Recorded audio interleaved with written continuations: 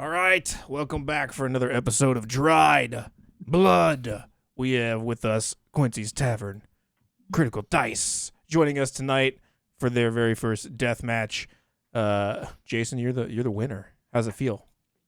I'm the wiener. Yeah, it feels great. I feel like I did a good job, and I think. Yeah, I think like battle wise, I did great, but I think like RP wise, Quincy stole the show as usual and did an amazing job.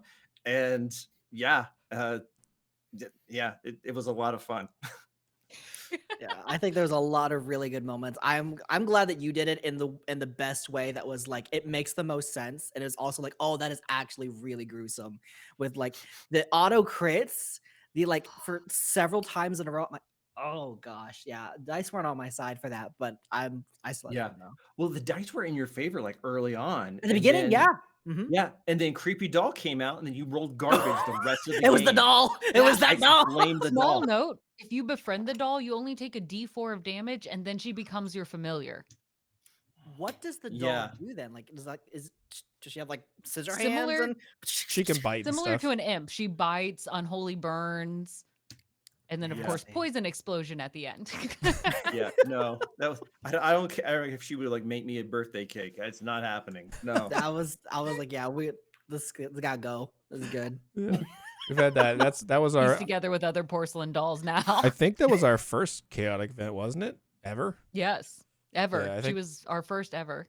Oh, that's awesome. Yeah, I think that was the first one that That's ever so came cool. out. People hate her. It's great. I will say, like, yeah, the dice were going back and forth with you all, hot and cold. Yeah.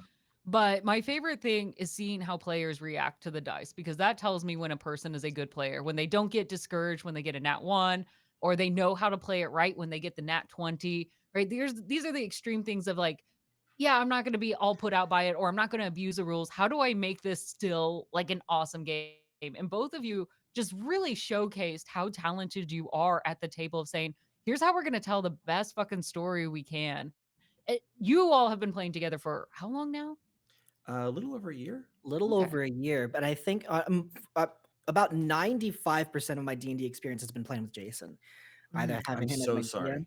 No, I mean, no, I think that's a good thing. I think that's a wonderful thing too, because with just so used to it coming into it and being on this D20 deathmatch, like a lot of my experience is on streamed games. Like it's either like a streamed game, and what matters is always the story. It doesn't Yeah. matter necessarily who gets the most D20 nat 20s or who hits the highest or hits the most. It's always like how, from an audience perspective, I'm a theater major, so I'm always very conscious of like how people are enjoying it. It's always a story. So like it just happened that we don't know what happens at the end, and like how the outcome's going to be. So it's like you get to kind of endure that or get to explore that with the audience in real time. So like Yeah. I just Mhm. got binded and got critted all the time. Yeah. Yeah, I think audience enjoyment and also player enjoyment is the secret win condition of D&D. Mhm. I think as long as you kind of hold that in mind, it's going to be great. Yeah, and Mhm. we definitely kind of lean towards that here with the show, like, doing things like the crits. You're like, oh, this doesn't normally crit. I'm like, yeah, but it's cool because he's held, and like you're just dropping a fireball on him. You know what I mean? I always hate to I'm like, you're in charge. You can do what you want, man. But Right. just full disclosure, this doesn't Yeah. usually do it. It Yeah. does great, no problem. I have the math ready. I'm here for it. You're like, I Let's got go. this. Yeah, but it's just don't get it twisted. I'm ready. I love that's what we try to just encourage that format where it's like, it's rewarding things that are creative and good stories, and like that's Yeah. a good story. You had him held up here at the end, and you're just gonna drop a nuke on him. You know what I mean? Like Pretty much. let's yeah. just do it. Like, so, And it worked. It Yes. worked. And I love the little things. Like even at the beginning, Jason, when you picked up the rat that was scurrying by, the very ugly rat, as we Yes, clarified, 'cause that it was can't be cute, carrying yeah. like the bubonic plague. This Right, had yeah, to it was happen. like a mini chupacabra. It was like Yeah. full of mange and wasn't respectful of his mother. It was Yes. just a terrible person. Yeah. Yes. And the flame was like immediate. So this was the most humane action we could have done. Oh yeah, for sure. The stories Although- we tell ourselves. Or there's also, and like it's a headcanon for me that once Griffey the Phoenix thing like is done, like Mhm. then purified through flame, the Grat is now back where it was. Like I feel better, and just scurries off like I've had a religious experience.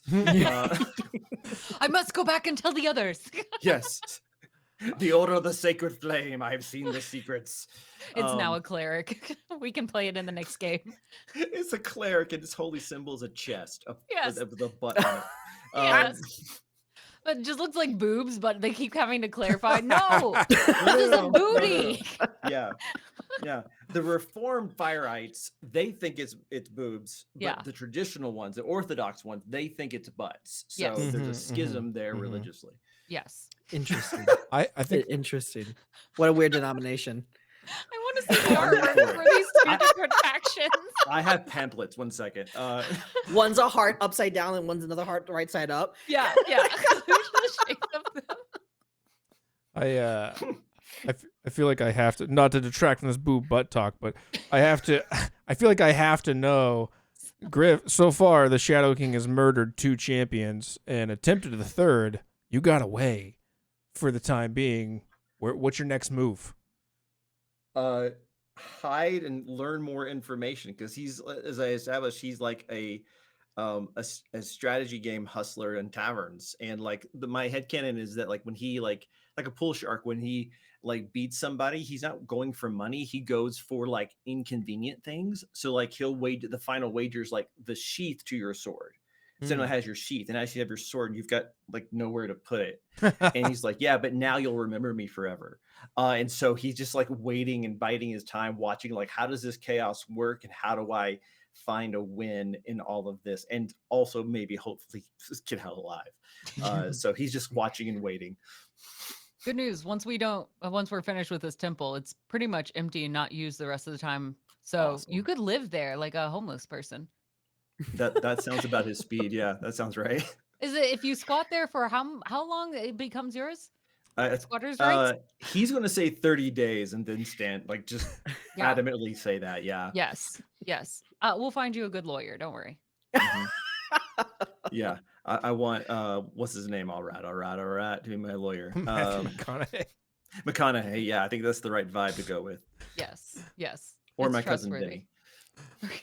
Well, I want to give you both of you all a chance to kind of shout out any projects you all are working on or anything like that. Quincy, anything you got coming up, or where people can find you, or you know? Oh, we got lots of stuff. Yeah, do we have going anything on. coming up? We got Anything a going few on? things going on. But yeah, you can find me Quincy's Tavern on Instagram, TikTok, Facebook, YouTube. Now we got podcasts going on. It's the Quincy's Ooh. Tavern podcast on YouTube, Spotify, and Amazon, and all that other good stuff. It's a good time. But the big projects that we have coming up this year, Jason and I, we have the Quincy's Tavern cookbook.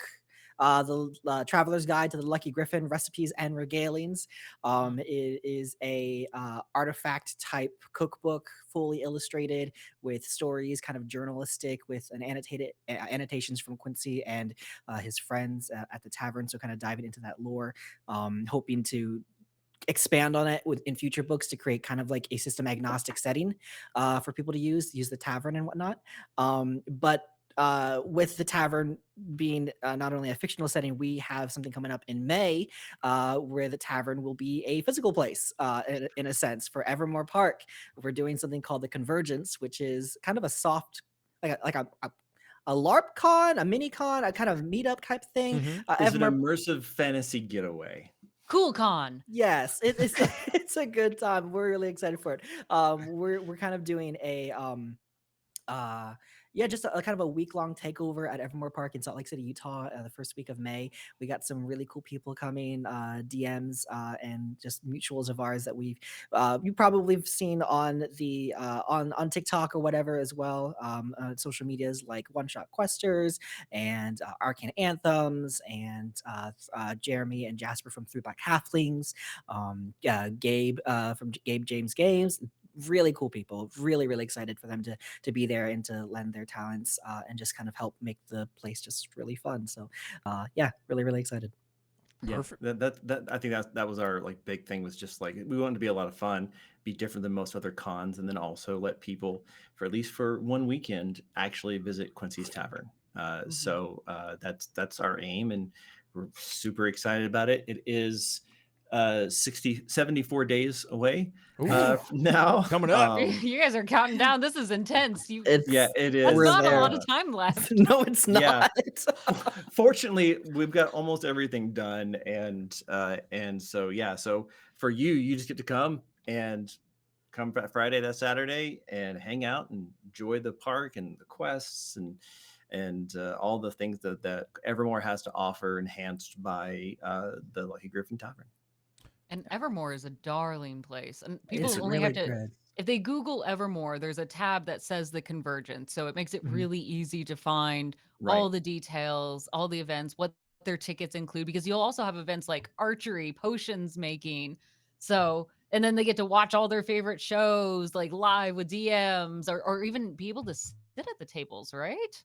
Yeah, so we have another kind of experience, which is the kind of VIP experience, which sold out like almost immediately. Oh gosh, of course. Wow. And so that's happening like the 2 days prior. And so for those people, basically the park is closed, and we're putting games of D&D with DMs of kind of that are well known in like the tavern, and then in the totally not for legal reasons Hobbit House, and the Crypt, and the Potion House and Glass House, and all this different stuff all over. And so it'll be 2 days of D&D in a fantasy park, and then after that the park is open for the 2 days of the weekend, where it's just more the kind of genuine Mhm. Evermore experience. We want to kind of Experience provide Evermore both Park of with those. us. Yeah. We'll be there. We'll be dressed Yeah. up, and we'll be kind of adventuring and playing games with you. So we'll be around, and you'll be able to kind of hang out with us for like extended hours in the park as well. They let us kind of